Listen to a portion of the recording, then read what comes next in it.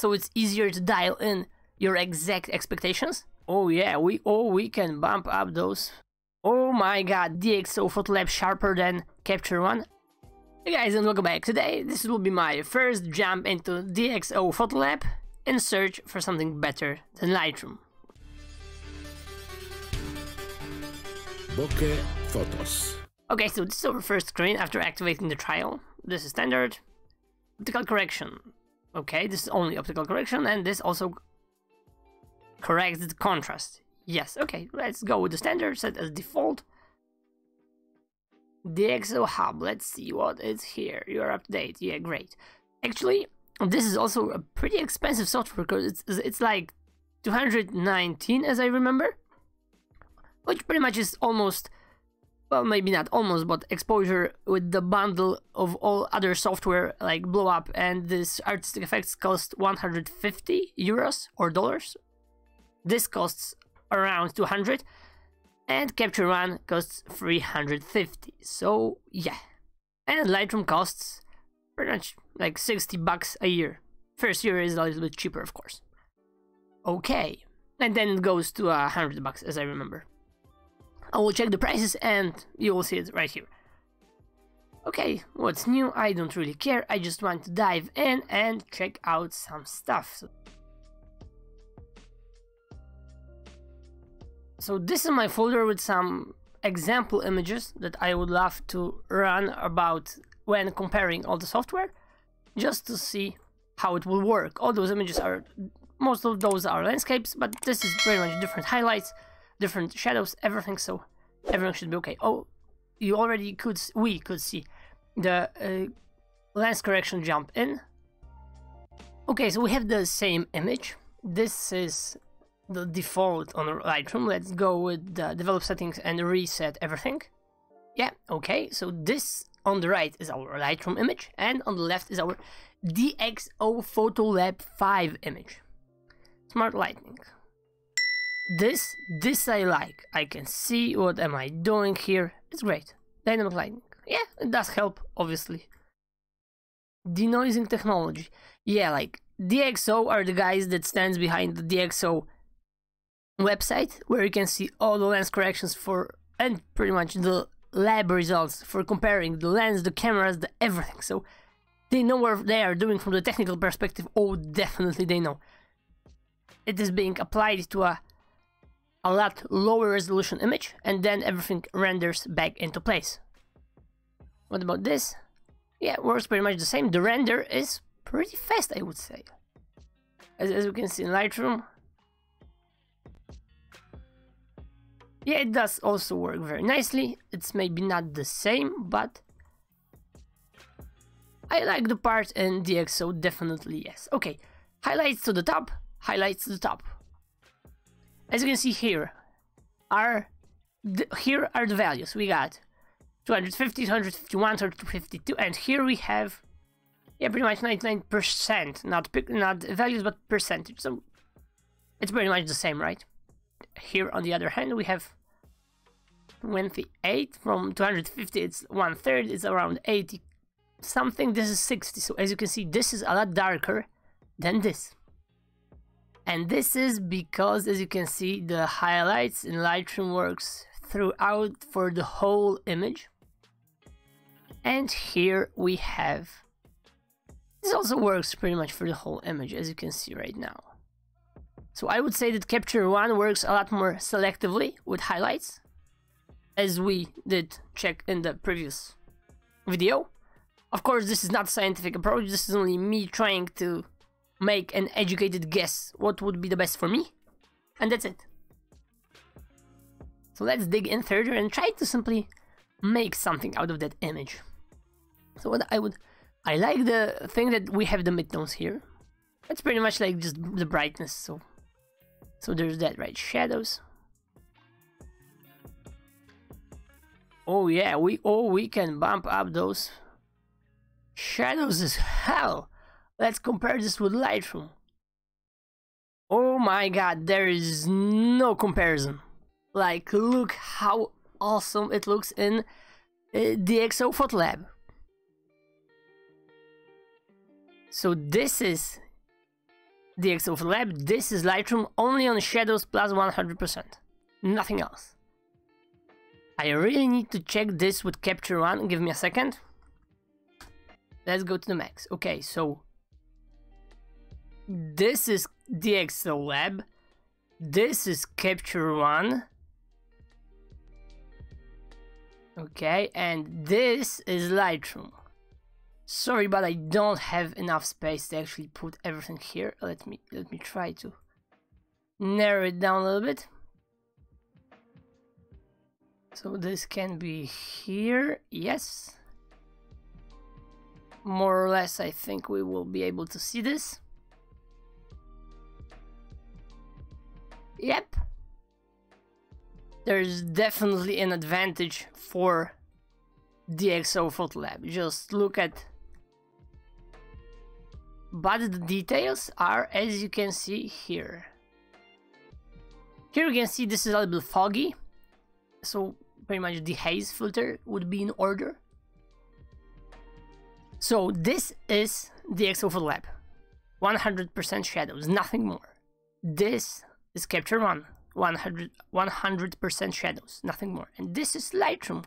100% shadows, nothing more. Which one is the best? Lightroom obviously is not, because I would have to add a little bit of this, add a little bit of clarity maybe, to add a little bit of contrast. Now it's a lot better, but it's still not that much. Yeah, a little bit of dehaze. Now it looks better than this, but this is already, we are using dehaze, shadows, and exposure. Colors here in DxO Lab are a little bit different, but because this is darker, so if we can try and get those colors back, add a little bit of dehaze to remove that fog, that foggy feeling here. This looks now a lot better. Yeah, we also need to add a little bit of clarity. Now this looks very, very similar, I would say. But here, what can we do here? We can contrast. Micro contrast, automatic adjustment. No, but let's try. Auto, okay. Okay, this works very well. This is very similar to those two right now. As you can see, let's add a little bit more contrast.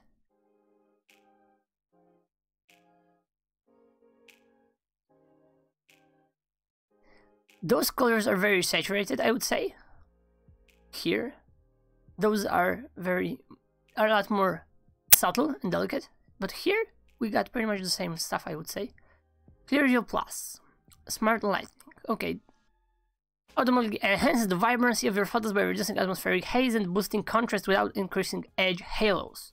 Yeah, pretty much clarity, but in a different name. Yeah, pretty much clarity, but under a different name.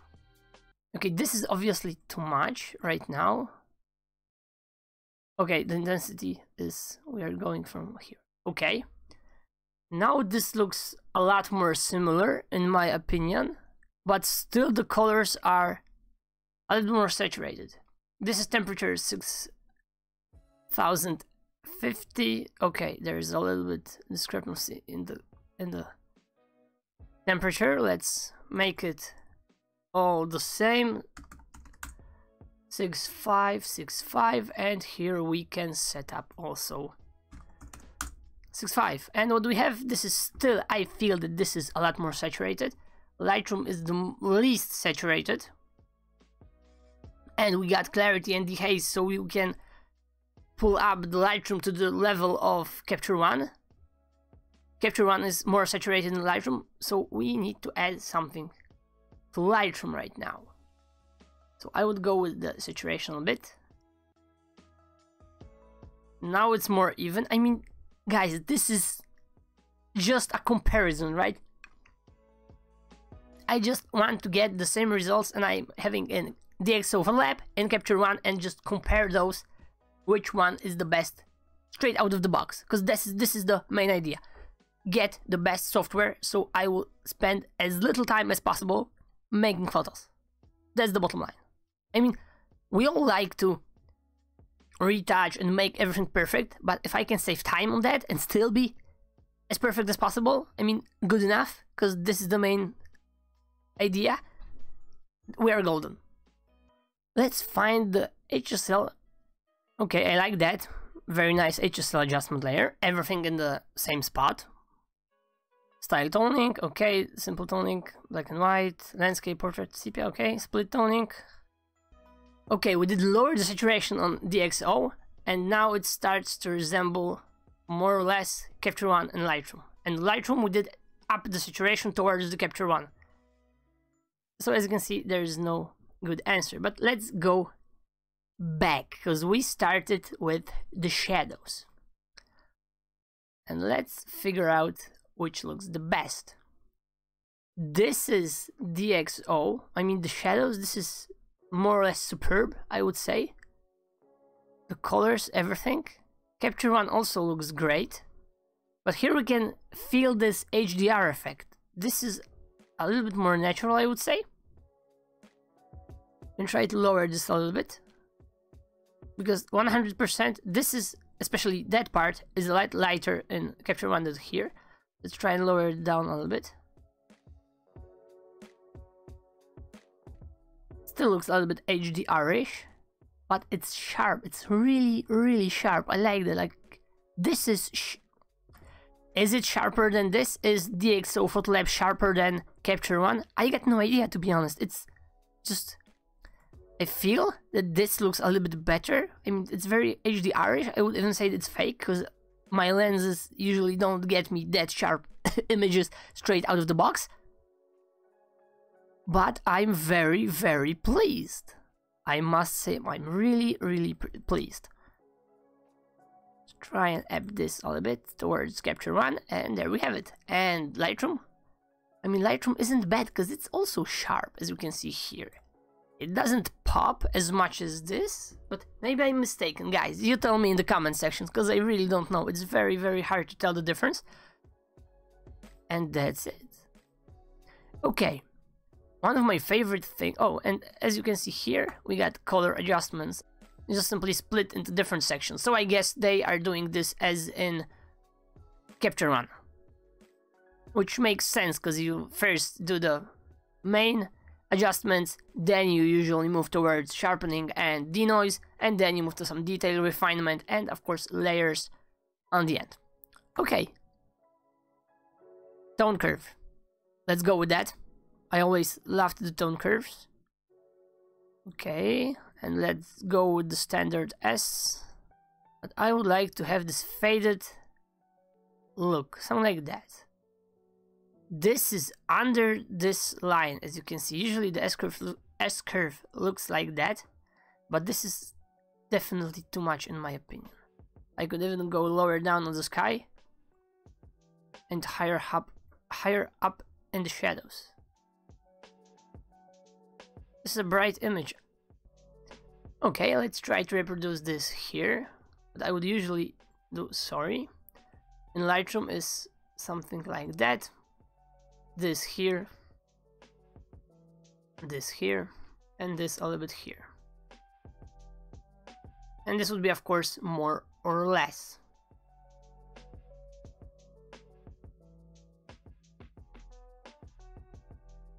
You can try to set it up, the points more or less in the same places on the curve as we have those here, and let's see how it will look.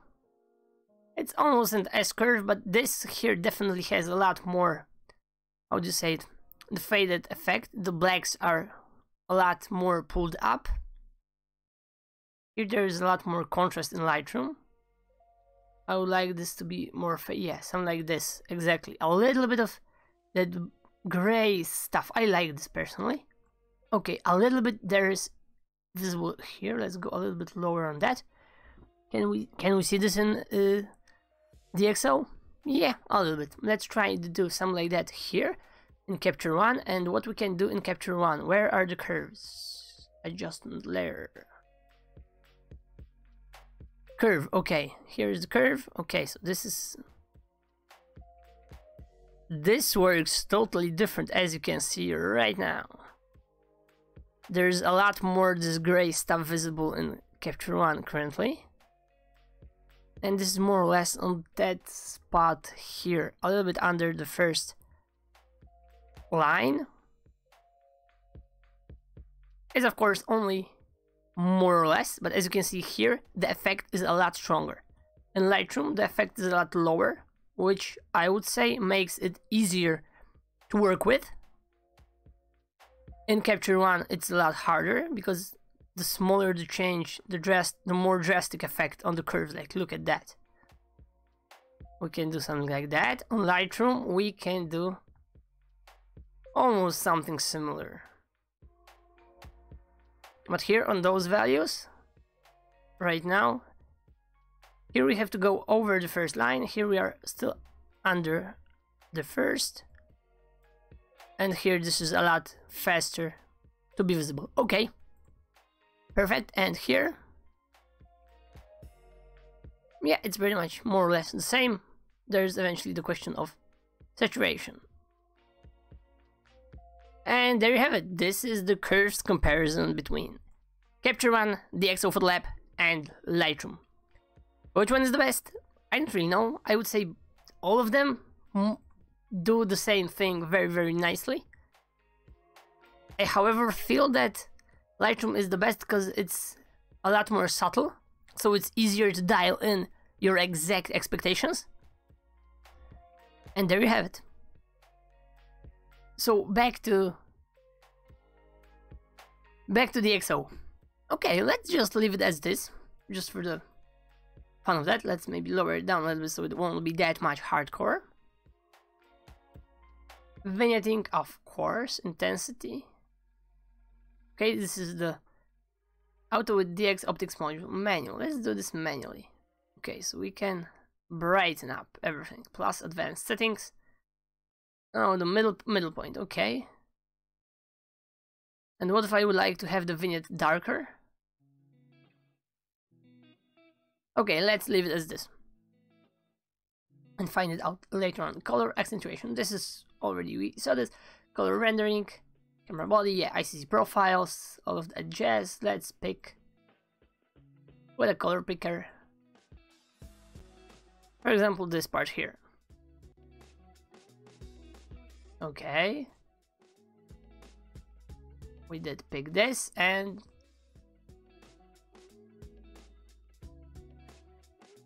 okay, so now we are having something like that. Very, very nice, very, very neat indeed. Like, look how many points we are actually able to move around. Like, this is very, very precise. It's maybe no numbers. Internal error correction failed on the execute stage. Okay, happens as always. Let's see if anything else will work. Oh, whoa, it actually recovered. It didn't crash. I liked it a lot. That is definitely a bonus. But yeah, back to that. We should definitely lower down the saturation of that orange color because it looks just simply fake. It's not that pretty in that city, trust me. Okay, another crash. And DxO PhotoLab, there is an error of application. Perfection. Okay, so we are back after the crash. So let's see. This is my manager, and Capture One takes 2 GB, Lightroom over 2 GB, and Capture One also. So DxO Lab takes the least amount of memory. Okay. Weird. Probably because I got a lot more images in Adobe Lightroom, which I would suspect is the case. Capture One, no idea, I almost have no photos up there. Okay, this is just to see how it goes. And let's take that image and try this smart lighting stuff. Okay, works pretty neatly. Let's see those fringing here. Okay, this is definitely fringing. Lightroom is the worst. Capture One is the best for that. Probably there is some automatic adjustment. I'm not really sure, but there is always one slider for that, so you can fix this. It's no problem. Let's go with this Clear View Plus. Let's go here with the clarity to the max. And here let's go with the clarity. Yeah, also we got additionally the structure in Capture One, but let's just try and go over the top with a single slider. So let me get back to that. Let's hide this. Exactly. Okay, this is the clarity to max on the DxO PhotoLab. This is on Capture One, and this is on Lightroom. And I would say that definitely yes, DxO Lab really kicks ass. Maybe this is the part of the image that image is just specified and works like that, like a charm. But it still shows the algorithms are very well written.